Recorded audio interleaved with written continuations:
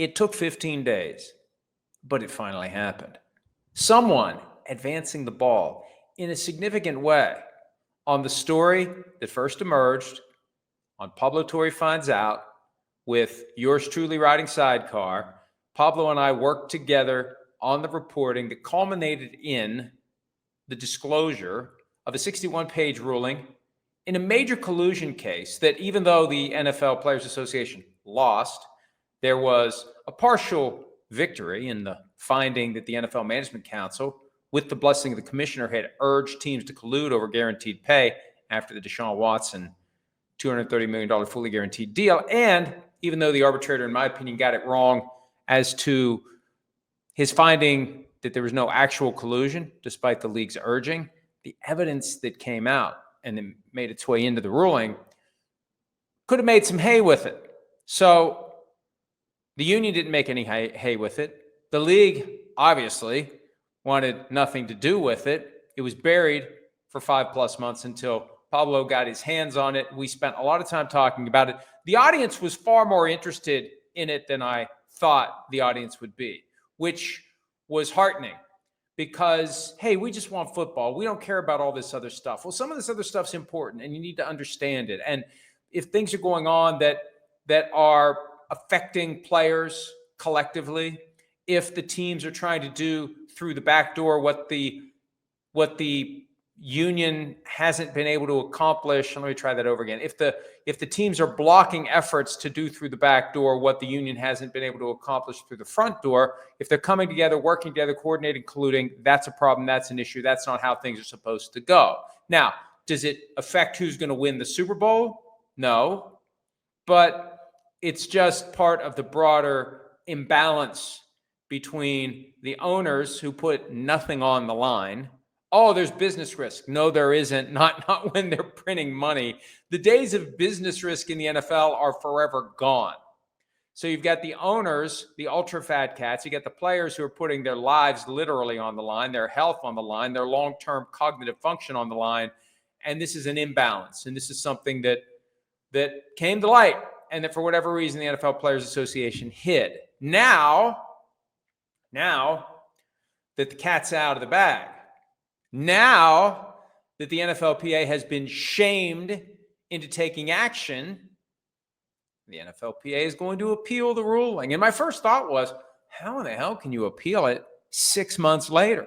You know, I've practiced a little law in my time. I was never involved in any type of case where you had 6 months to make up your mind on whether or not you were going to appeal. Usually it's 30 days. Sometimes it's 20 days. You got to file paperwork to initiate. It's pretty simple. You don't have to submit the whole brief. You just have to give notice that you're doing it. And then the work comes later. 6 months? No way. Well, here's what PFT reported last night, adding to what Don Van Natta Jr. and Kalen Kaler unearthed. And their item was great. I mean, it was chock full of good stuff.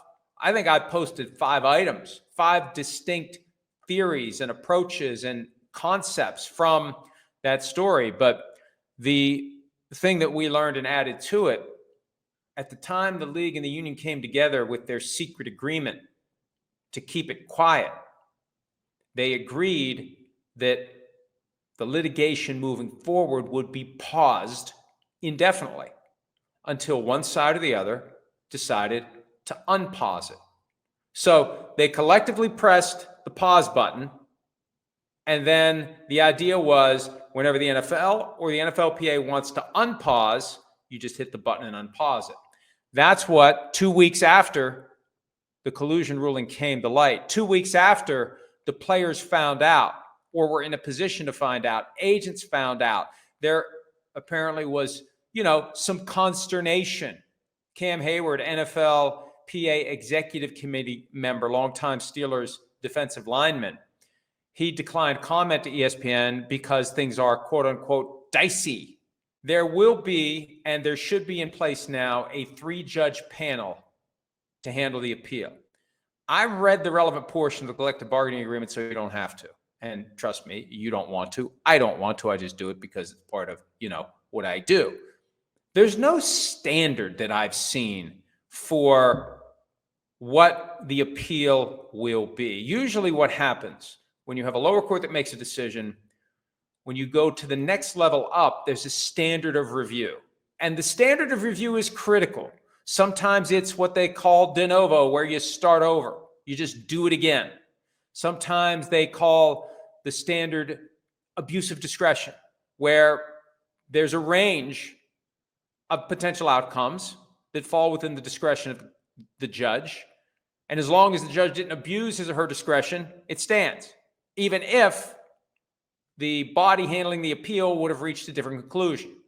So that's more deference to the lower court. Arbitrary and capricious are terms that get used from time to time. That's a standard of review that can apply. I don't see anything which tells me that it may just be another bite at the apple. It may just be that the arguments that were made to the system arbitrator now get made to the 3-judge panel, and all you got to do is convince 2 of them. Whichever side convinces 2, or obviously 3, they win, and that's it. It's final, it's over, it's done, finito. So that's next, and that'll play out in the coming weeks and months, and it's basically all on paper. There's no new hearing. Now, I assume that if the appeals panel has some sort of question that wasn't resolved, I don't know if there's a it's very bare bones. The provision of the CBA does not go into a lot of detail about the powers of the appeals panel or the standard of review. It tells me you're getting a fresh start. Now, I need to poke around a little more just to see if that is the case, but I see nothing in the CBA, and my gut tells me if there's nothing in there that would give any type of deferential power to the lower level ruling, then it is just a fresh look, and you get another shot. And if you get lucky, the ruling that, if you're the NFLPA, was against you, that becomes the ruling that is in your favor, and you win.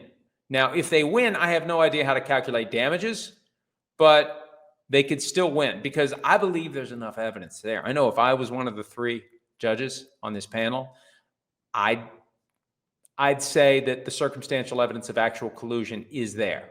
And we've talked about it at length. The text messages between Michael Bidwell and Dean Spanos after the Kyler Murray deal, the internal communications within the Denver Broncos organization after the Russell Wilson deal, that's all circumstantial evidence of collusion.